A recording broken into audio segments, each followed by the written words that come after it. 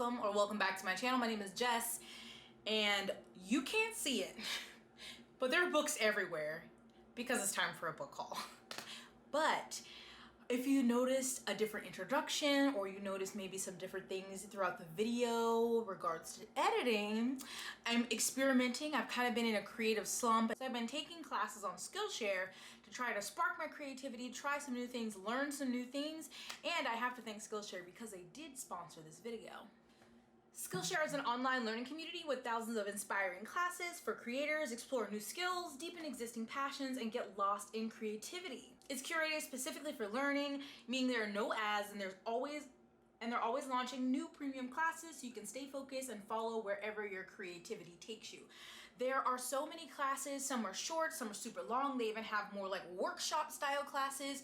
And I have been trying some under like the film and video category because I've been trying to get inspired, trying to learn new things that maybe I can implement in my videos. I recently watched one about stop motion. So far, all of my videos have been edited on iMovie, but I have talked to other people who use different things like Final Cut Pro or Premiere Pro, and I am very hesitant because I don't like learning new things, but they have classes for that. So I have recently been going through one with Louise that is like the beginner's introduction to Adobe Premiere Pro to walk through it because it's a totally new interface, but it is very step by step. Like she had a video that you downloaded so you can do the work with her as she's going through. So you're not just watching the class, you're actually learning about it by doing, which is kind of the best way for me because I can watch a whole thing and think I understand and then try to do it and it doesn't work. So that's just a couple of the ones that I specifically have taken recently. Some more that may be of interest to other YouTube creators out there are also YouTube Success, Script, Shoot, and Edit with Marquez Brownlee, Finding Fulfillment, Using Pivots to Power Your Creative Career with Emma Gannon, and Find Your Style, 5 exercises to unlock your creative identity with Andy J. Pizza. So there's so many options. And so for being one of my lovely subscribers, if you're feeling in a creative slump, want to learn a new skill, maybe you want to learn something before you take the plunge in starting your own YouTube channel, if you click the link down below, the first 1,000 people will get a month of Skillshare Premium for free, which is amazing. There's so many classes, like I said, and you can sample so many. It's not like you click on one and you're locked in and you have to finish it. Maybe you just watch the introduction, see if you vibe with the creator, if this is exactly what you wanted to learn. If not, go check out another one. So click that link down below, get 1 month of premium Skillshare free for the first 1,000 people. And thank you so much to Skillshare for sponsoring this video. There's a lot of books, so we need to get to it. So usually I would tell you all the different places I got these books from, and if I remember I'll tell you, but there's a mix of Amazon, bookshop.org, some were free from my library, some were sent to me, some by publishers, by friends. It's a mix. I'm appreciative to everyone who sent me something. If I do not specifically remember, I'm sorry, but thank you. But they've been piling up for a few months because my last book haul, I said if I post a book haul in the next 2 months, y'all could come for me. So I waited. Don't drag me. Actually, you can drag me if you want. Let's get started. There's so many. So firstly, I have Never Saw Me Coming. There's by Vera Curlin. Now, this one has such a cool story. I heard about this book maybe a couple months ago, and when I did my fall anticipated releases video, this was in here because I was looking at some blogs talking about books that are coming out the latter part of the year. This comes out in September 7th. This is an adult thriller, and it's about a school, I think a university that's studying sociopaths. They're studying psychopaths, and I was like, that's very interesting. So I put it on this list, hadn't heard of it before, and then a couple weeks later, I got this in the mail, and I was like, what? Because this is an advanced reader edition. And I'm like, and then there was a note from the author, and the author watches my channel, watches Nigel and I's channel, and basically was trying to, because she is an author of color, trying to get the book into reviewer of color's hands. And I was like, oh my God. And it was before my video because of how long it takes things to mail to me. When it was shipped out was before my video was posted. So I just thought it was it Kismet? It was perfect. And so I'm so excited. Thank you so much for sending this to me. I hope I really like this one. It is like an adult thriller, and yeah, so I just was really excited. I was like, oh my God, thank you.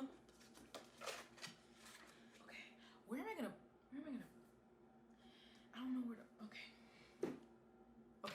This was sent to me by the I have, okay, 2 that were sent to me by the publisher, and this pile that I have in front of me is teetering. I'm worried. But the first one I have is Weird Kid. It's by Greg Van Eekhout, I think. This is a middle grade, and I don't know. I haven't read it yet, but it just said strange things are happening in Cedar Creek View, Arizona. Weird sounds. It's super short. Harper Kids, and I just thought it looked like a really cute middle grade, so they sent this one to me. And then I also, from Harper Kids, got Ophi's Ghost by Justina Ireland, which is another middle grade, but this one is set in 1922, and I think there's a ghost, and our main character can talk to a ghost, so I think there's probably some racism in here. Let me see. So her family had to leave Georgia, and they moved to Pittsburgh, and in this old haunted manor, I think, that has a ghost. That's all I know about it, but it looks super cute. And so those were sent to me by Harper's Kids, so thank you very much. This arc I got was from Celadon Books. This book is already out. We Are the Brennans. I didn't request this one, but they sent it, so thank you very much, by Tracy Lang. And this is basically like an adult contemporary like family drama, because the main character has moved to the West Coast from the East Coast to be separate from her family, then is in a car accident, and I guess thinks about changing things in her life, goes back home, and we get family secrets and family drama, so it sounds very messy. I haven't read it yet, but I do plan to soon. Oh, look, I have read one of these. Then I got this advanced reader copy of Star Eater from Tor.com, which was so exciting. And this was an adult sci-fi about, or what I thought it was about, cannibalistic nuns. I talked more about it in my wrap-up. I didn't love this one. It let me down. It wasn't as dark and twisted as I thought it was gonna be, and it was kind of slow, but I do love this cover, and I was so excited to get this arc, so thank you to Tor. I'm only trying to find the ones I read so I don't look so bad. Oh, look. Okay. Also from Celadon Books, I got We Are the Maidens. Or no, I didn't. I said We Are the Maidens. I'm combining We Are the Brennans and, okay. The Maidens by Alex Michaelides. So they sent me 2 of these, one to put in a free little library and one for myself, which is so cool. So I already read this one and I really enjoyed it. I know some people are either really loving it or not, and I feel like that's kind of like with The Silent Patient. I was in the not feeling The Silent Patient, and most people loved it. But I really enjoyed this one. Dark academia. It definitely is an adult mystery. It's set at Cambridge, and the main character, she is a therapist. Her niece attends Cambridge, and something is happening with her niece's friend, and so she goes to like comfort her niece, and then they figure out that her niece's friend is dead, and one of the professors is a suspect. And there are some Greek elements in here, like Greek mythology elements, and I don't know, the setting, the story, it worked for me. It doesn't work for some people. Silent Patient didn't work for me, but this one did, and I really enjoyed it, so I was really grateful to get this one, and I love this cover. And I know I should buy a copy, but I'm like, this one's fine. Then I purchased, and we'll be reading this month because it is a patron pick, While Justice Sleeps by Stacey Abrams, who I love so much. And this is her first adult political thriller, because before she's written under a different pen name and she's written romance. So this is like her first fiction book, I believe, under her actual name, because she has nonfiction books. I don't know much about it, besides it's political thriller set in DC. It's by Stacey Abrams, so I think it's gonna be a good time.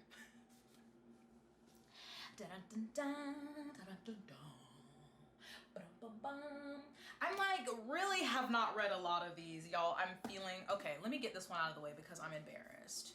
Leanna, this is your fault. So, Leanna from Leanna's Library just finished the Raven Cycle, which I read prior to BookTube. But if you followed me on Instagram at that time, I read the first one with my friend Danny, and it was fine. Like, we were like, okay, we're kind of intrigued enough to continue. Then we did not like the second book, and it basically was a hate read for books 2 to 4.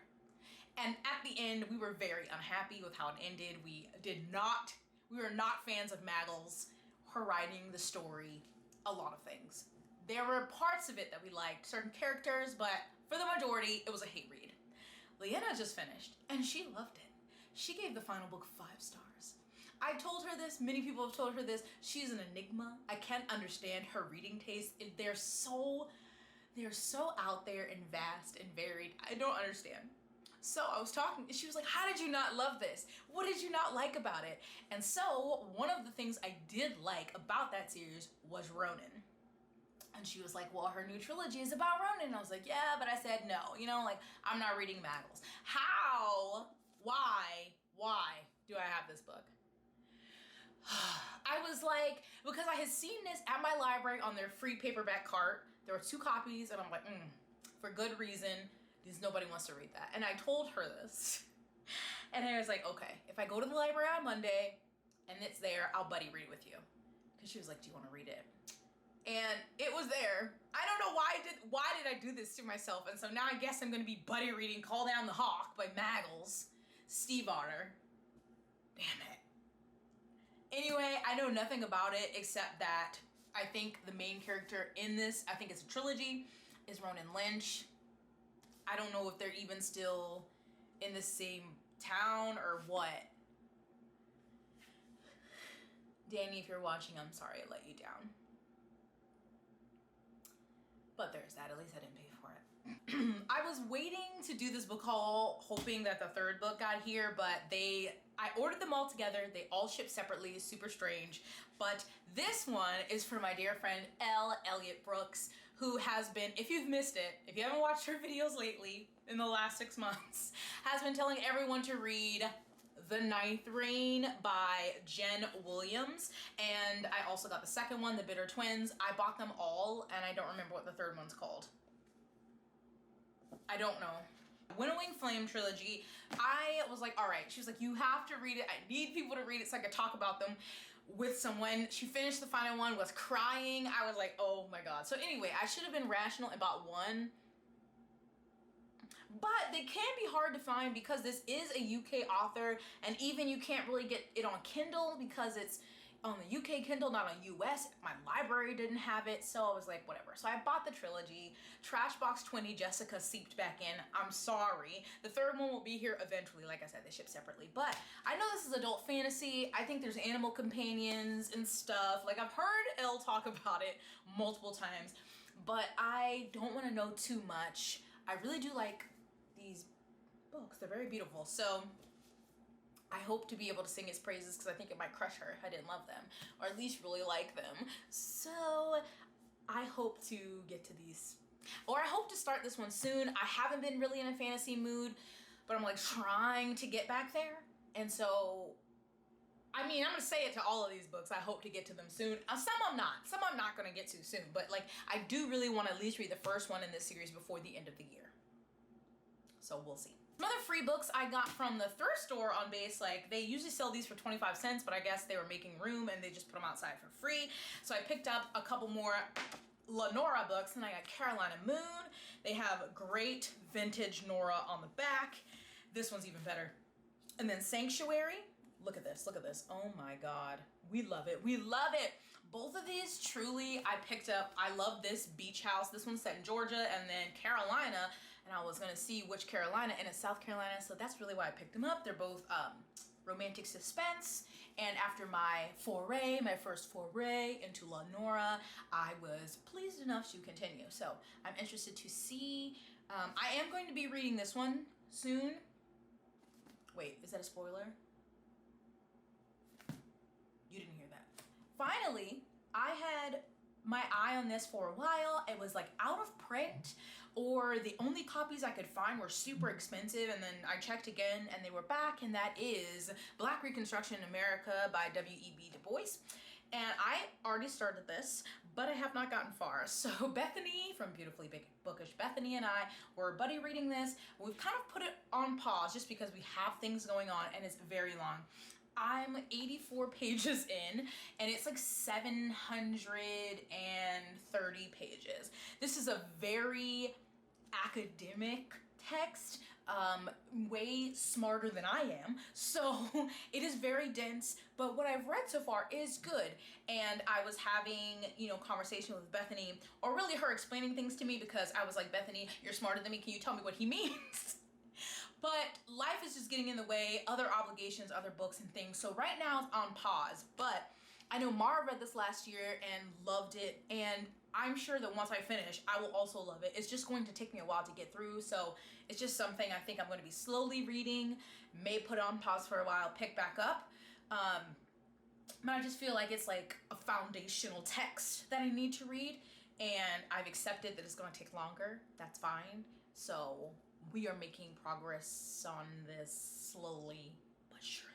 And another nonfiction book I got from a Book Olive. If you aren't subscribed to her, she reads a lot of nonfiction, but other genres as well. But I'll have her channel linked down below.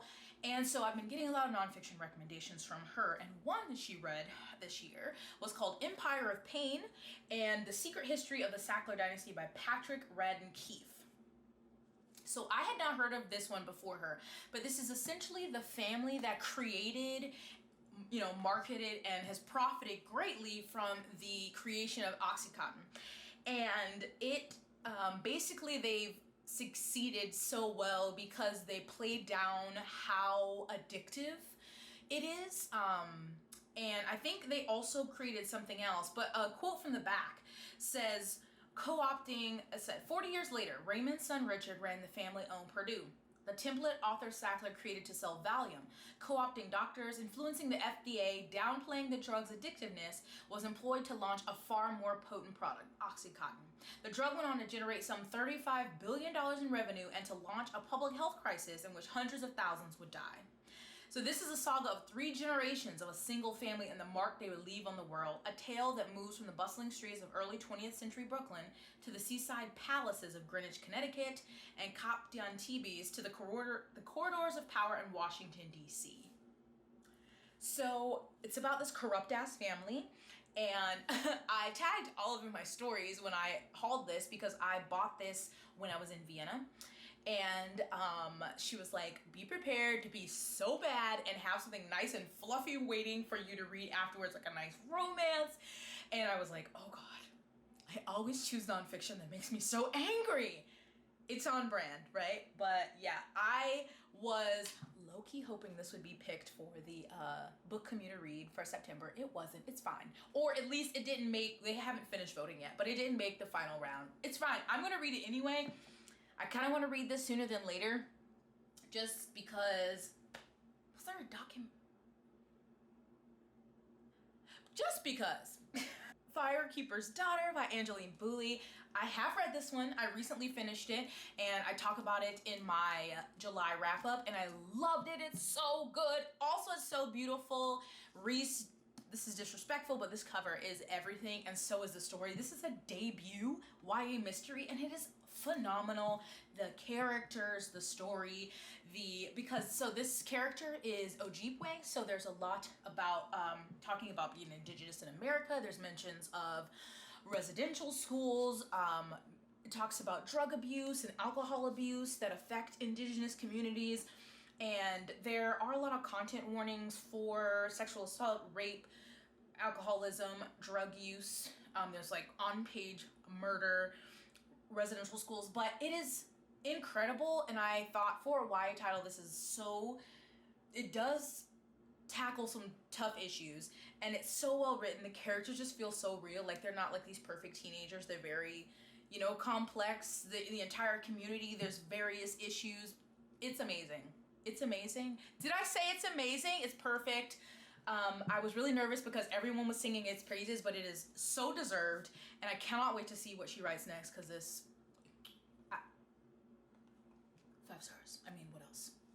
So the current book community read is Conflict is Not Abuse by Sarah Schulman. The live show is, I don't know when this video is going up, but it should go up before the live show. The live show is Saturday, August 14th. It's at 8 p.m. Central European time, so that is 2 p.m. Eastern Standard Time, and I am still reading it. I'm almost finished. I'm also listening to the audiobook. It's on Scribd, and it's fine. Like, there are some really great points. Like, you know, I do have some tabs, a lot of things that can relate to the online book community, online community in general, and just in your everyday life. Some other things, I'm like, Sarah, did you need to say that? Should you have shared that? it's fine. It's, you know, every book can't be perfect. I still think we'll learn a lot from this and have a really interesting discussion. So if you've read it, or if you haven't read it, you want to join us anyway, the live discussion will be on my channel. So I hope to see you there. I'm sorry this is so, there's no genre order. It's just, and this, it's honestly, you know, they were all stacked downstairs, and Andrew was like, okay, I know you have books everywhere, but this is kind of getting ridiculous. And I was like, fine. So I hauled them all up here, and they're kind of just, they're just everywhere. Then does this make sense? No, it doesn't make sense that I got books like 4, 5, and 6 in the Age of Empire? Legends of the First Empire series by Michael J. Sullivan. I have not read the first 4. I don't own the first 4, but they were there and they were free. Also, this is a really weird size. It's like not a, what are these called? Mass market paperback? It's like taller. Super weird size. I grabbed them because I do want to read this series eventually, but I got the 5th and the 6th copy. So why am I this way?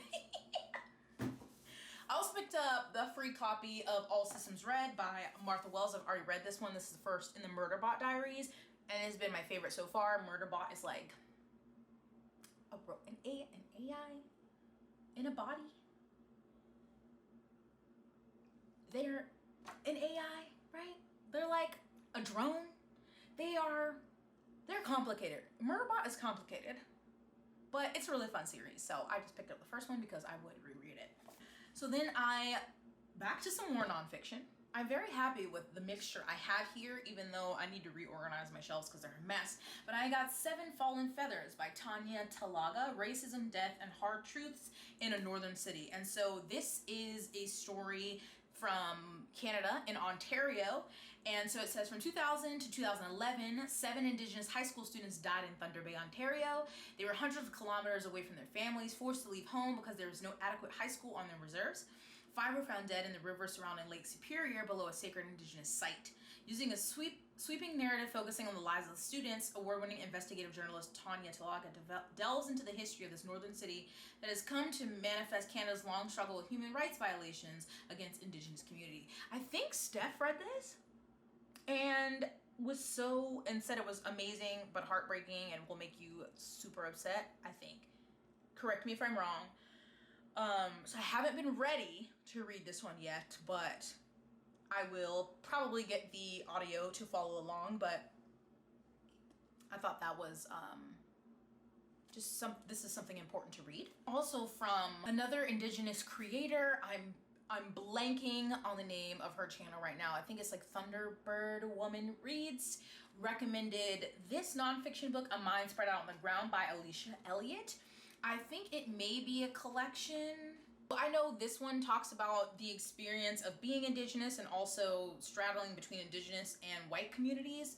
Also talks about race, parenthood, love, art, mental illness, poverty, sexual assault, gentrification, and representation. And so in the video, she said, if you have the means to get this right now, I would recommend that you buy it. And so I did.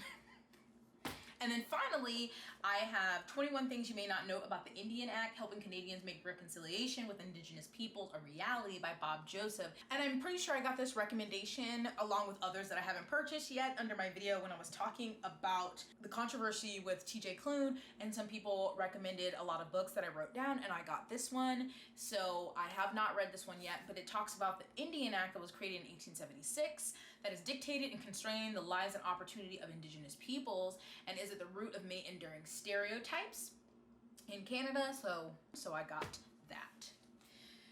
All right. So another freebie I got was How Beautiful We Were by Mbolo Mbue. So I love this simple cover, and I cannot remember whose video I was watching, but they talked about this book and that they had read it recently that was so just like beautiful. And I need more books not American or UK centric, and this is it is a fictional story set in a fictional African village, but still not set in America. But it basically talks about a fictional African village, and an American oil company. So I feel like I'm going to be sad, but I've heard that the writing is beautiful and I just love this copy, so I need to read that. So I bought Thick, which are essays by Tressie McMillan Cottom. So before I knew she was an author, I don't know how, but I started following her on Twitter.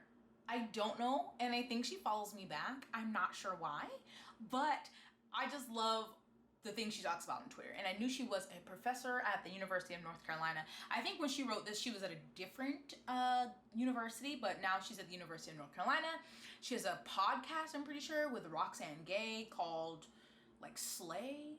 And anyway, I know Ashley from Bookish Realm read this and really enjoyed it, and I had just wanted to read something by her in general, so I got this, and hopefully I think buddy read it with some people. It's not super long, and you know, the print is fairly large, so this doesn't look like it would be a super long read, but I do want to read this. I mean, I want to read all these books, that's why I have them. Jesus, Jessica. So this has been making its way across the book world, and this is the Atlas 6, and this was sent to me by Robin. Thank you so much, Robin. By Olivia Blake. Olivia Blake. And I think this is self-published, is it? And I think that she also did the artwork. All I know is I've been hearing dark academia at its finest, amazing, and I was like, okay. And I put it on my wish list, and Robin got it for me because she's amazing. And so, I don't know. I think Piera also said it's been one of her favorite books of the year, and I'm like, okay. I don't know. I hope. I'm ready to be like obsessed with something like this, like especially a, you know, like an indie published book, not like a traditionally published. I'm just ready to be. I want to be on that team. I want to be like, you know, every other second quoting something from this or like referencing this. Do you know what I'm saying? So I hope. And I think Mayana, who has a dark academia book club, if I'm correct, I think this is like the September or October read or something, maybe? Or did she already read it? I could be wrong, but if she hasn't, then I plan to read it along with them. But I'm hoping it's giving what it's supposed to give. Oh my God. Two little random, they're books, but kind of not normal things I would talk about here that I got.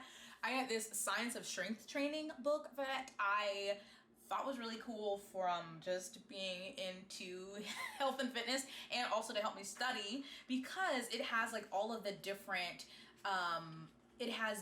like moves. It talks about like training, pros and cons of certain positions at home, at the gym.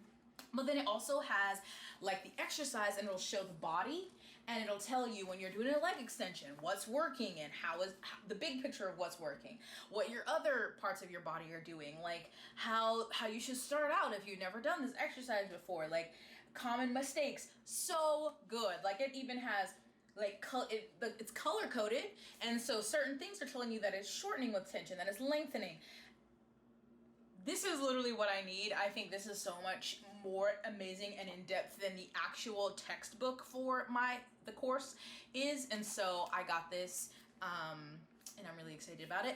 And in that same vein, I also got this coloring book that is an anatomy coloring book that I heard really great things about for people who had to study anatomy for various reasons. This was really recommended, and I did get a fresh pack of colored pencils. So for all of the different muscles, and that's gonna really help me as well. So those are my little sciencey nerdy books, if you will. Back to other things. Oh my God, we're getting there. We're nearing the end. We're nearing it. So I got this, and I definitely got this off of Thrift Books. Ooh, look, okay. Because I remember it came as a library copy, and I got the plastic off. The worst damage was like this part of the interior. But anywho, this one, Among the Living and the Dead. So I don't know what video I was talking about something, and Leanna, again, I'm referencing Leanna, who is Latvian, was commented something about a historical moment and something that affected the Baltic states or the Baltic countries, which I don't know a lot about. And so I was searching for books, about those histories, because usually things around like World War II are very centered on the bigger countries. Like we obviously know about the Soviet Union's involvement and Germany, France, all those things, but this is talking about Latvia in particular. So this is the story of her grandmother's stories. So she's basically telling her grandmother's stories, who was, her family had to leave her family farm behind in Latvia during the Second World War. And so her grandmother was separated from her sister and had to flee. She became a refugee and she was exiled to Siberia under Stalin. And I think that was what Leanna was talking about. That's something that we don't ever really talk about. I can't remember the video. She knows the conversation that we had. Anyway, this is a book that I found, and so I got this one. I haven't read it yet, but yeah, I just haven't really read anything about Latvia during that time, especially, and I've read a lot of like historical fiction, but they have not ever been focused in Latvia. I think I've read some set in like Poland and other countries for sure, but not Latvia. So I thought this would be really interesting, especially being a nonfiction. You could definitely learn a lot from this. And then, ooh,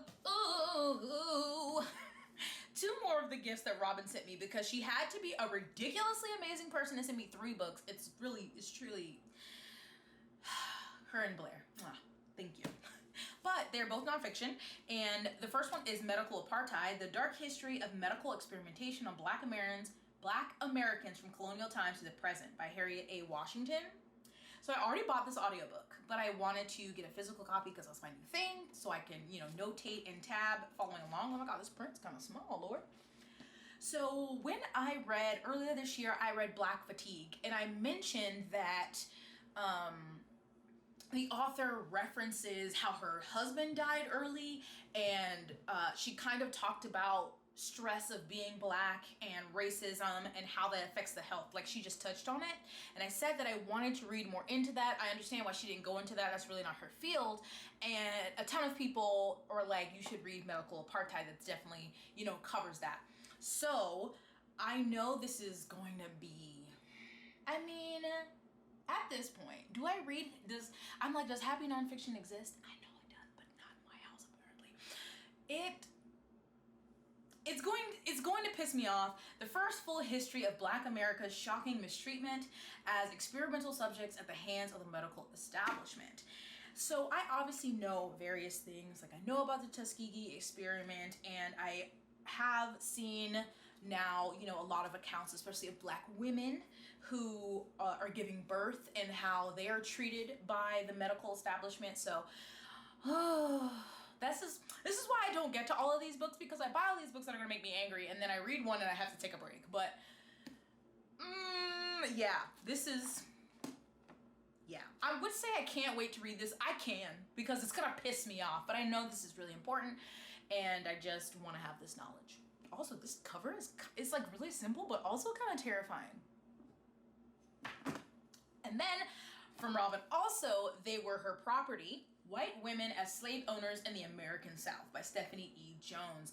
And I have wanted to read this one for a while. I was waiting for it. It has a super long hold at the library, and, I still haven't gotten it. But now I have it, so I probably just get back. Did I take it off the list? Because I'm gonna be mad, because I probably was on it for the audio. Damn, maybe I'll have to buy it. Might have to buy the audio. Anyway, like it says, White Women as Slave Owners in the American South.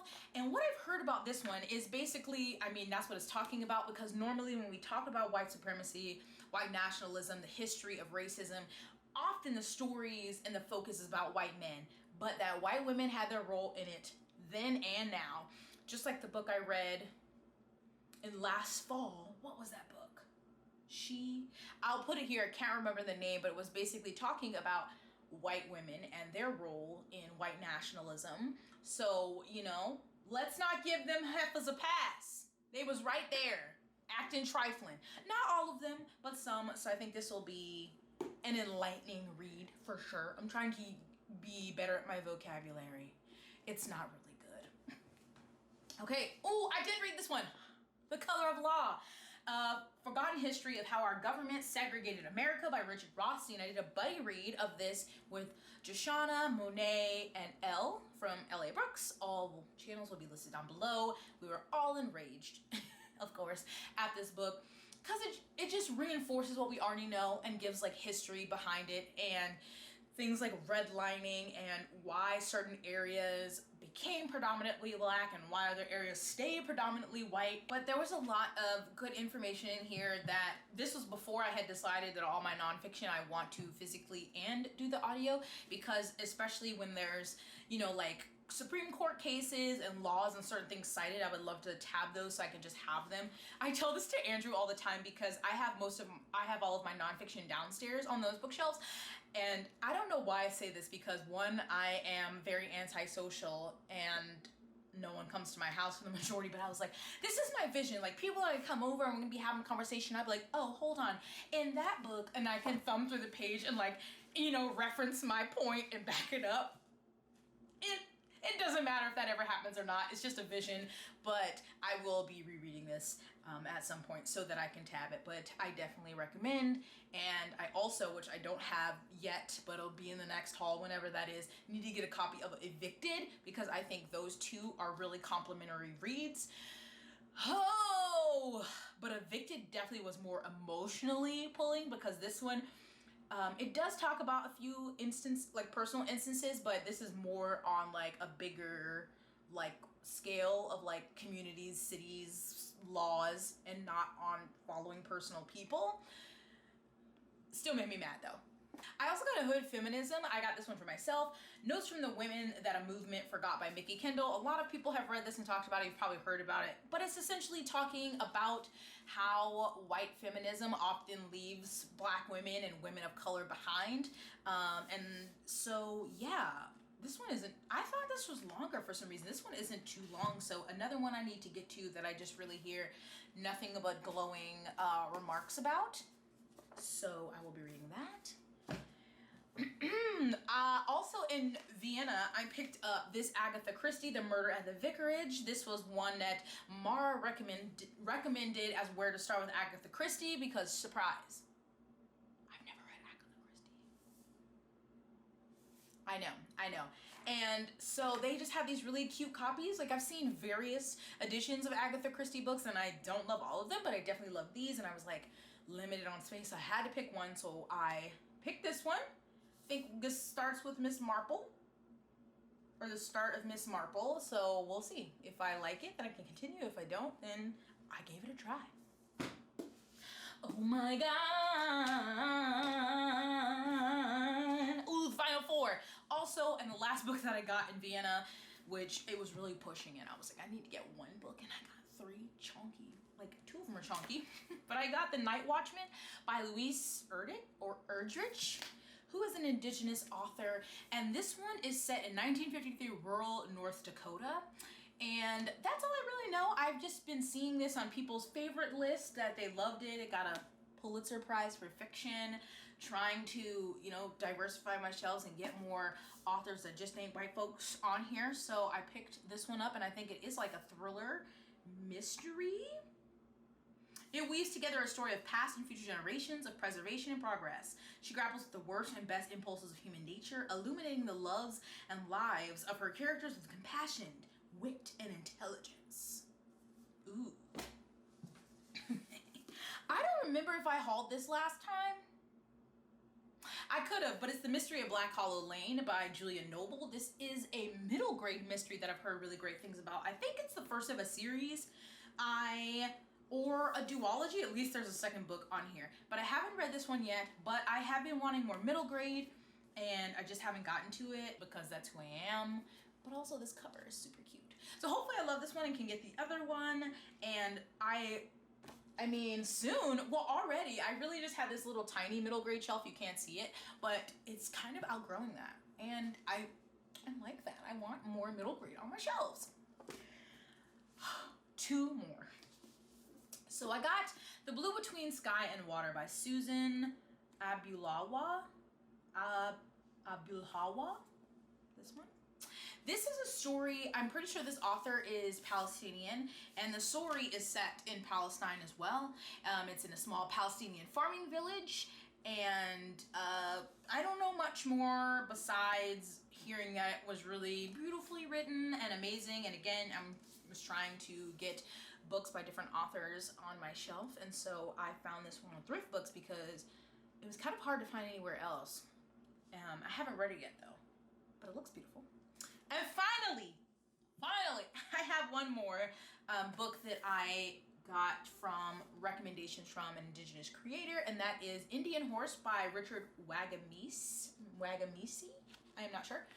And he is Ojibwe, and I think this is set in Canada at least, but it is fictional. But I believe she said that he pulls from real life experiences that he's gone through as an Indigenous man to put into the story, and that this was really good. So I got that one as well.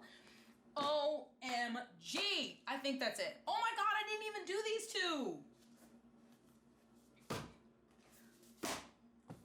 Y'all, somehow I forgot these two, and it's so disrespectful. I got Blackout from the publisher also, and I just read this one. I did not love it, but it's super cute. Look at the naked hardcover. That is beautiful. But it is by Danielle Clayton, Tiffany D. Jackson, Nick Stone, Angie Thomas, Ashley Woodfolk, and Nicola Yoon. It is basically a young adult contemporary love story that takes place on a day in New York when the power goes out. And then also, how did I forget Ace of Spades? Oh my god, by Farida Abike Imide? Farida Abike Imide, which is a young adult thriller, dark academia. Everyone has been screaming how amazing and kind of messed up this is. This is the Patron Book Club pick for this month, so I'm excited. I need to start. Ooh. Okay, I think I got them all. Those are all the books that I've hauled in the last several months. Have you bought any books? Have you been good? Have you been on a book buying ban? You know, let me know, make me feel better. I don't know how many books this is. I'll count it and maybe I'll add it in here, or maybe I won't. So y'all don't know the exact number, but I love books. This is really all I spend money on. So, I mean, is it that bad? I don't think it's that bad. I love them. Anyway, thank you so much for watching this video. Thank you to Skillshare for sponsoring this video. Again, check the link down below so you can get a free month of Skillshare Premium if you're one of the first 1,000 people to click on that link. And I hope that you are staying blessed, hydrated, and moisturized. So, some books are going to start falling so quickly. I would just like to thank my patrons so much. If you want to join my Patreon, it is linked down below. There are different tiers that have different things. It's really Nigel's Patreon, if I'm being honest, and I just kind of throw myself in there. I just run it for him. But we have to give a shout out to Bebe's besties: Kate, Talisha, Terry, Emily, Jessie, Janine, Sarah, Pepper, Shannon, Kirsten, Elizaveta, Amber, Heidi, Maria, Serena, and the Nigel Lavandria Stans are Ava, Claire, Kimberly, Carrie, Tyrell, Stephanie, Demery, Rainey, and Celine. And also a big thank you to his friends and admirers of Bebe.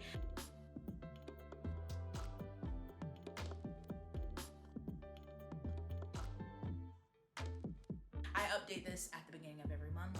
And so check out the description down below. Will all of those books be listed? I don't know, maybe. And I'll see you in my next one.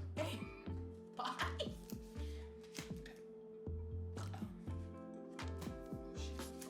No.